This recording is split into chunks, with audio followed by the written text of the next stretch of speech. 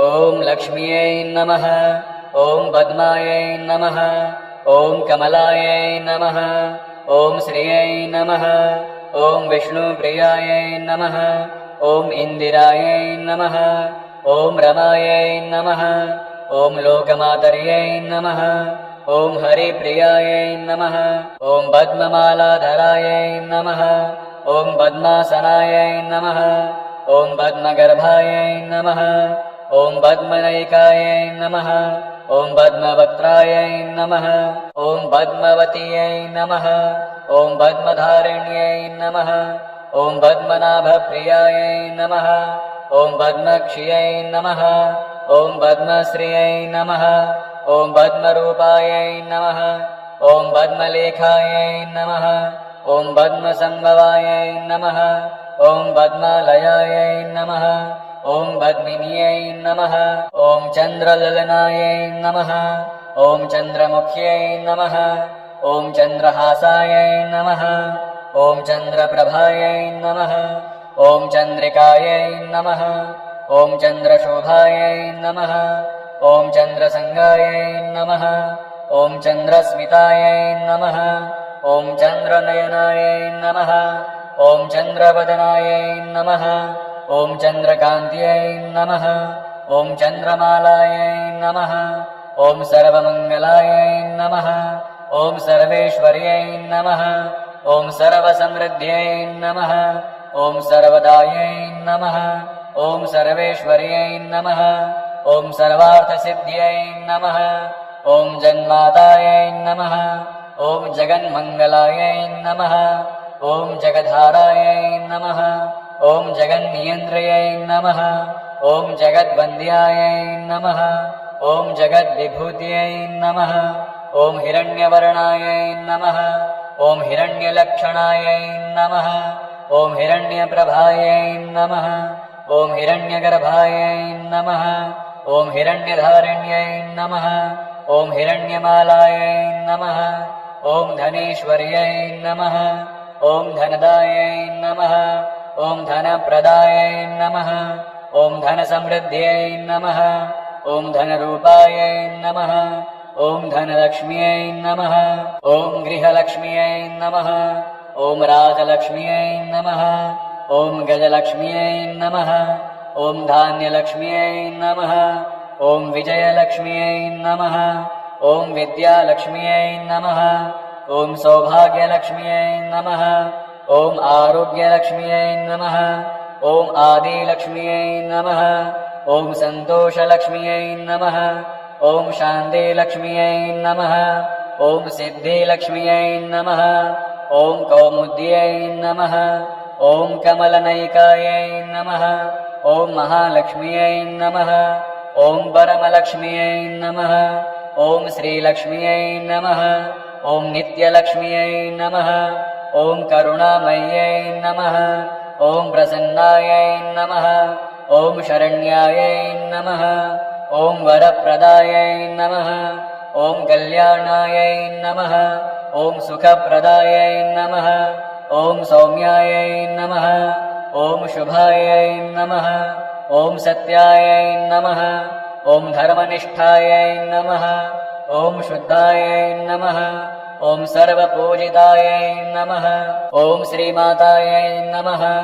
ॐ श्रीदयायै नमः। ॐ श्रीवरप्रदायै नमः। ॐ श्रीसम्पन्नायै नमः। ॐ श्रीप्रदायै नमः। ॐ श्रीमय्यै नमः। ॐ लक्ष्म्यै नमः। ॐ पद्मायै नमः। ॐ कमलायै नमः। ॐ श्रियै नमः। ॐ विष्णुप्रियायै नमः। ॐ इन्दिरायै नमः। ॐ रमायै नमः। ॐ लोकमातर्यै नमः। ॐ हरिप्रियायै नमः। ॐ पद्ममालाधरायै नमः। ॐ पद्मासनायै नमः। ॐ पद्मगर्भायै नमः। ॐ पद्मनैकायै नमः। ॐ पद्मवक्त्रायै नमः। ॐ पद्मवत्यै नमः। ॐ पद्मधारिण्यै नमः। ॐ पद्मनाभप्रियायै नमः। ॐ पद्मक्ष्यै नमः। ॐ पद्मश्रियै नमः। ॐ पद्मरूपायै नमः ॐ पद्मलेखायै नमः ॐ पद्मसम्भवायै नमः ॐ पद्मालयायै नमः ॐ पद्मिन्यै नमः ॐ चन्द्रललनायै नमः ॐ चन्द्रमुख्यै नमः ॐ चन्द्रहासायै नमः ॐ चन्द्रप्रभायै नमः ॐ चन्द्रिकायै नमः ॐ चन्द्रशोभायै नमः ॐ चन्द्रसङ्गायै नमः ॐ चन्द्रस्मितायै नमः ॐ चन्द्रनयनायै नमः ॐ चन्द्रवदनायै नमः ॐ चन्द्रकान्त्यै नमः ॐ चन्द्रमालायै नमः ॐ सर्वमङ्गलायै नमः ॐ सर्वेश्वर्यै नमः ॐ सर्वसमृद्ध्यै नमः ॐ सर्वदायै नमः ॐ सर्वेश्वर्यै नमः ॐ सर्वार्थसिद्ध्यै नमः ॐ जन्मातायै नमः ॐ जगन्मङ्गलायै नमः ॐ जगद्धारायै नमः ॐ जगन्नियन्त्रयै नमः ॐ जगद्वन्द्यायै नमः ॐ जगद्विभूत्यै नमः ॐ हिरण्यवर्णायै नमः ॐ हिरण्यलक्षणायै नमः ॐ हिरण्यप्रभायै नमः ॐ हिरण्यगर्भायै नमः ॐ हिरण्यधारिण्यै नमः ॐ हिरण्यमालायै नमः ॐ धनेश्वर्यै नमः ॐ धनदायै नमः ॐ धनप्रदायै नमः ॐ धनसमृद्ध्यै नमः ॐ धनरूपायै नमः ॐ धनलक्ष्म्यै नमः ॐ गृहलक्ष्म्यै नमः ॐ राजलक्ष्म्यै नमः ॐ गजलक्ष्म्यै नमः ॐ धान्यलक्ष्म्यै नमः ॐ विजयलक्ष्म्यै नमः ॐ विद्यालक्ष्म्यै नमः ॐ सौभाग्यलक्ष्म्यै नमः ॐ आरोग्यलक्ष्म्यै नमः ॐ आदिलक्ष्म्यै नमः ॐ सन्तोषलक्ष्म्यै नमः ॐ शान्तिलक्ष्म्यै नमः ॐ सिद्धिलक्ष्म्यै नमः ॐ कौमुद्यै नमः ॐ कमलनैकायै नमः ॐ महालक्ष्म्यै नमः ॐ परमलक्ष्म्यै नमः ॐ श्रीलक्ष्म्यै नमः ॐ नित्यलक्ष्म्यै नमः ॐ करुणामय्यै नमः ॐ प्रसन्नायै नमः ॐ शरण्यायै नमः ॐ वरप्रदायै नमः ॐ कल्याणायै नमः ॐ सुखप्रदायै नमः ॐ सौम्यायै नमः ॐ शुभायै नमः ॐ सत्यायै नमः ॐ धर्मनिष्ठायै नमः ॐ शुद्धायै नमः ॐ सर्वपूजितायै नमः ॐ श्रीमातायै नमः ॐ श्रीदयायै नमः ॐ श्रीवरप्रदायै नमः ॐ श्रीसम्पन्नायै नमः ॐ श्रीप्रदायै नमः ॐ श्रीमह्यै नमः ॐ लक्ष्म्यै नमः ॐ पद्मायै नमः ॐ कमलायै नमः ॐ श्रियै नमः ॐ विष्णुप्रियायै नमः ॐ इन्दिरायै नमः ॐ रमायै नमः ॐ लोकमातर्यै नमः ॐ हरिप्रियायै नमः ॐ पद्ममालाधरायै नमः ॐ पद्मासनायै नमः ॐ पद्मगर्भायै नमः ॐ पद्मनैकायै नमः ॐ पद्मवक्त्रायै नमः ॐ पद्मवत्यै नमः ॐ पद्मधारिण्यै नमः ॐ पद्मनाभप्रियायै नमः ॐ पद्मक्ष्यै नमः ॐ पद्मश्रियै नमः ॐ पद्मरूपायै नमः ॐ पद्मलेखायै नमः ॐ पद्मसम्भवायै नमः ॐ पद्मालयायै नमः ॐ पद्मिन्यै नमः ॐ चन्द्रललनायै नमः ॐ चन्द्रमुख्यै नमः ॐ चन्द्रहासायै नमः ॐ चन्द्रप्रभायै नमः ॐ चन्द्रिकायै नमः ॐ चन्द्रशोभायै नमः ॐ चन्द्रसङ्गायै नमः ॐ चन्द्रस्मितायै नमः ॐ चन्द्रनयनायै नमः ॐ चन्द्रवदनायै नमः ॐ चन्द्रकान्त्यै नमः ॐ चन्द्रमालायै नमः ॐ सर्वमङ्गलायै नमः ॐ सर्वेश्वर्यै नमः ॐ सर्वसमृद्ध्यै नमः ॐ सर्वदायै नमः ॐ सर्वेश्वर्यै नमः ॐ सर्वार्थसिद्ध्यै नमः ॐ जन्मातायै नमः ॐ जगन्मङ्गलायै नमः ॐ जगद्धारायै नमः ॐ जगन्नियन्त्रयै नमः ॐ जगद्वन्द्यायै नमः ॐ जगद्विभूत्यै नमः ॐ हिरण्यवर्णायै नमः ॐ हिरण्यलक्षणायै नमः ॐ हिरण्यप्रभायै नमः ॐ हिरण्यगर्भायै नमः ॐ हिरण्यधारिण्यै नमः ॐ हिरण्यमालायै नमः ॐ धनेश्वर्यै नमः ॐ धनदायै नमः ॐ धनप्रदायै नमः ॐ धनसमृद्ध्यै नमः ॐ धनरूपायै नमः ॐ धनलक्ष्म्यै नमः ॐ गृहलक्ष्म्यै नमः ॐ राजलक्ष्म्यै नमः ॐ गजलक्ष्म्यै नमः ॐ धान्यलक्ष्म्यै नमः ॐ विजयलक्ष्म्यै नमः ॐ विद्यालक्ष्म्यै नमः ॐ सौभाग्यलक्ष्म्यै नमः ॐ आरोग्यलक्ष्म्यै नमः ॐ आदिलक्ष्म्यै नमः ॐ सन्तोषलक्ष्म्यै नमः ॐ शान्तिलक्ष्म्यै नमः ॐ सिद्धिलक्ष्म्यै नमः ॐ कौमुद्यै नमः ॐ कमलनयिकायै नमः ॐ महालक्ष्म्यै नमः ॐ परमलक्ष्म्यै नमः ॐ श्रीलक्ष्म्यै नमः ॐ नित्यलक्ष्म्यै नमः ॐ करुणामय्यै नमः ॐ प्रसन्नायै नमः ॐ शरण्यायै नमः ॐ वरप्रदायै नमः ॐ कल्याणायै नमः ॐ सुखप्रदायै नमः ॐ सौम्यायै नमः ॐ शुभायै नमः ॐ सत्यायै नमः ॐ धर्मनिष्ठायै नमः ॐ शुद्धायै नमः ॐ सर्वपूजितायै नमः ॐ श्रीमातायै नमः ॐ श्रीदयायै नमः ॐ श्रीवरप्रदायै नमः ॐ श्रीसम्पन्नायै नमः ॐ श्रीप्रदायै नमः ॐ श्रीमय्यै नमः ॐ लक्ष्म्यै नमः ॐ पद्मायै नमः ॐ कमलायै नमः ॐ श्रियै नमः ॐ विष्णुप्रियायै नमः ॐ इन्दिरायै नमः ॐ रमायै नमः ॐ लोकमातर्यै नमः ॐ हरिप्रियायै नमः ॐ पद्ममालाधरायै नमः ॐ पद्मासनायै नमः ॐ पद्मगर्भायै नमः ॐ पद्मनयिकायै नमः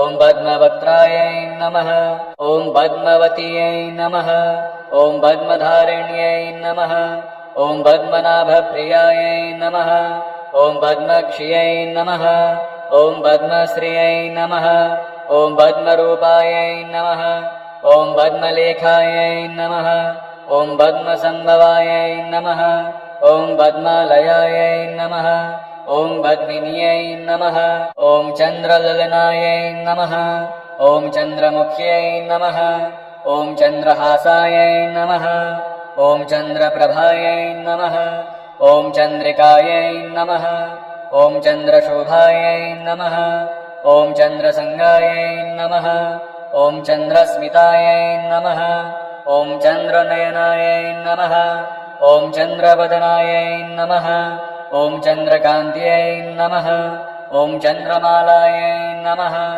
ॐ सर्वमङ्गलायै नमः ॐ सर्वेश्वर्यै नमः ॐ सर्वसमृद्ध्यै नमः ॐ सर्वदायै नमः ॐ सर्वेश्वर्यै नमः ॐ सर्वार्थसिद्ध्यै नमः ॐ जन्मातायै नमः ॐ जगन्मङ्गलायै नमः ॐ जगद्धारायै नमः ॐ जगन्नियन्त्रयै नमः ॐ जगद्वन्द्यायै नमः ॐ जगद्विभूत्यै नमः ॐ हिरण्यवर्णायै नमः ॐ हिरण्यलक्षणायै नमः ॐ हिरण्यप्रभायै नमः ॐ हिरण्यगर्भायै नमः ॐ हिरण्यधारिण्यै नमः ॐ हिरण्यमालायै नमः ॐ धनेश्वर्यै नमः ॐ धनदायै नमः ॐ धनप्रदायै नमः ॐ धनसमृद्ध्यै नमः ॐ धनरूपायै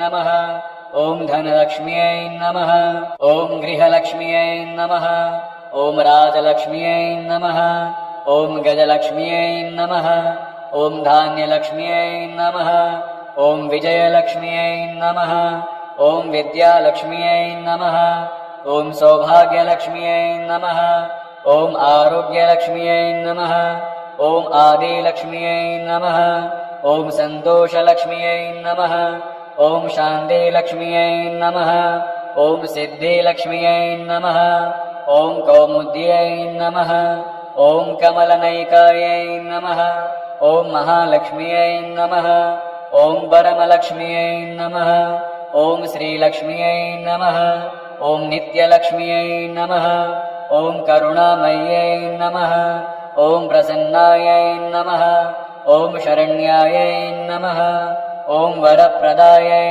नमः ॐ कल्याणायै नमः ॐ सुखप्रदायै नमः ॐ सौम्यायै नमः ॐ शुभायै नमः ॐ सत्यायै नमः ॐ धर्मनिष्ठायै नमः ॐ शुद्धायै नमः ॐ सर्वपूजितायै नमः ॐ श्रीमातायै नमः ॐ श्रीदयायै नमः ॐ श्रीवरप्रदायै नमः ॐ श्रीसम्पन्नायै नमः ॐ श्रीप्रदायै नमः ॐ श्रीमय्यै नमः ॐ लक्ष्म्यै नमः ॐ पद्मायै नमः ॐ कमलायै नमः ॐ श्रियै नमः ॐ विष्णुप्रियायै नमः ॐ इन्दिरायै नमः ॐ रमायै नमः ॐ लोकमातर्यै नमः ॐ हरिप्रियायै नमः ॐ पद्ममालाधरायै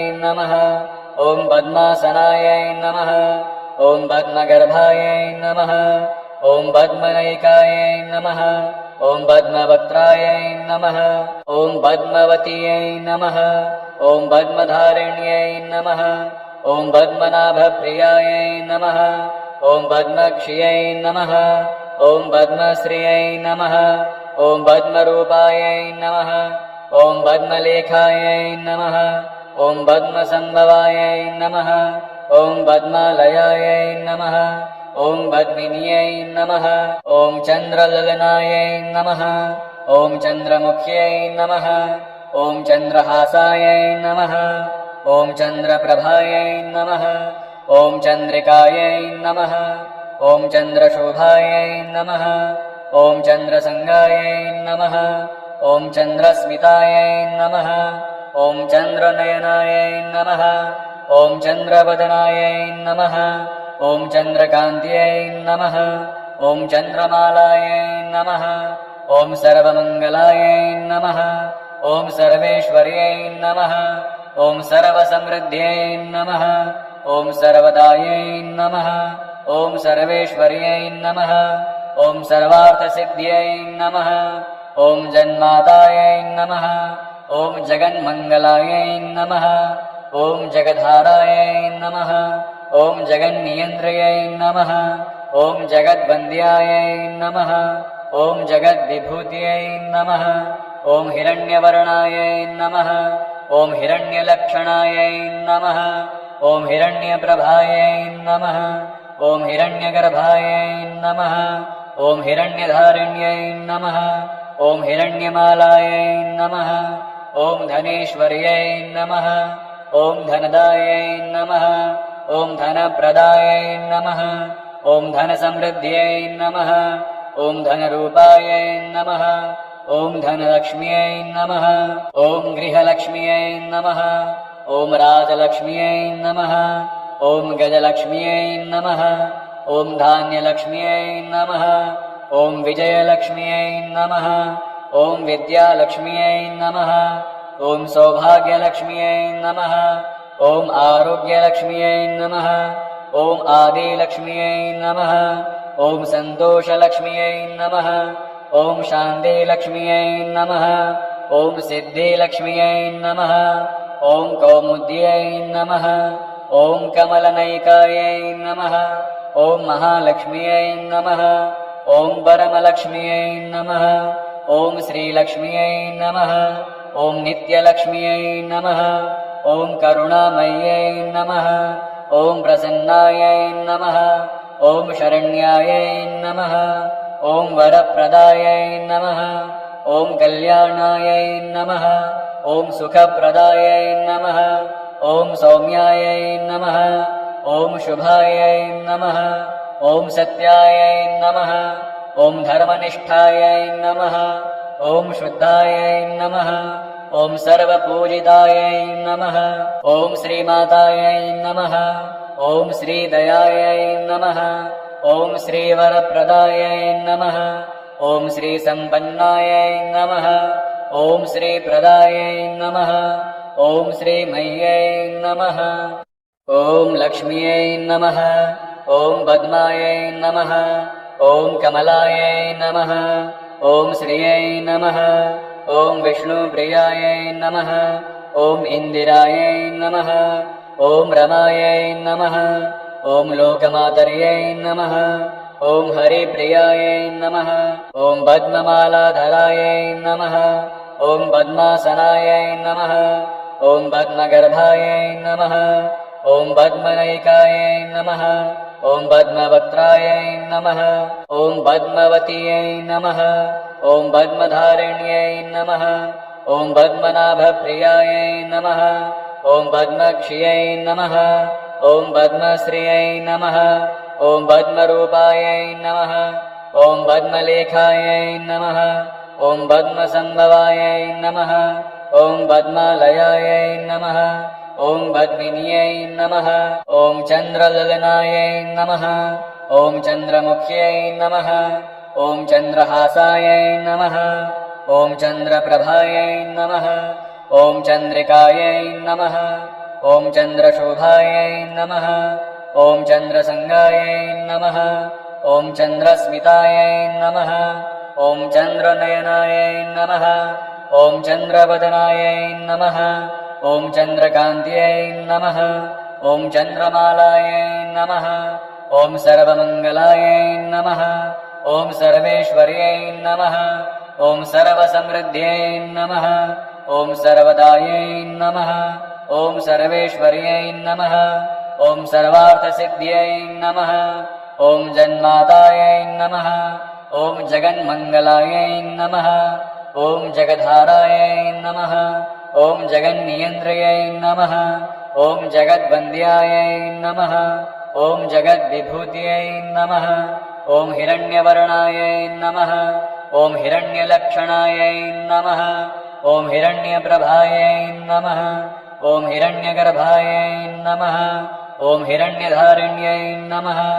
ॐ हिरण्यमालायै नमः। ॐ धनेश्वर्यै नमः। ॐ धनदायै नमः। ॐ धनप्रदायै नमः। ॐ धनसमृद्ध्यै नमः। ॐ धनरूपायै नमः। ॐ धनलक्ष्म्यै नमः। ॐ गृहलक्ष्म्यै नमः। ॐ राजलक्ष्म्यै नमः। ॐ गजलक्ष्म्यै नमः। ॐ धान्यलक्ष्म्यै नमः। ॐ विजयलक्ष्म्यै नमः। ॐ विद्यालक्ष्म्यै नमः। ॐ सौभाग्यलक्ष्म्यै नमः। ॐ आरोग्यलक्ष्म्यै नमः। ॐ आदिलक्ष्म्यै नमः। ॐ सन्तोषलक्ष्म्यै नमः। ॐ शान्तिलक्ष्म्यै नमः। ॐ सिद्धिलक्ष्म्यै नमः। ॐ कौमुद्यै नमः।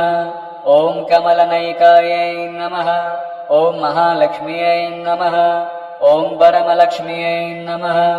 ॐ श्रीलक्ष्म्यै नमः। ॐ नित्यलक्ष्म्यै नमः। ॐ करुणामय्यै नमः। ॐ प्रसन्नायै नमः। ॐ शरण्यायै नमः। ॐ वरप्रदायै नमः। ॐ कल्याणायै नमः। ॐ सुखप्रदायै नमः। ॐ सौम्यायै नमः। ॐ शुभायै नमः। ॐ सत्यायै नमः। ॐ धर्मनिष्ठायै नमः। ॐ शुद्धायै नमः।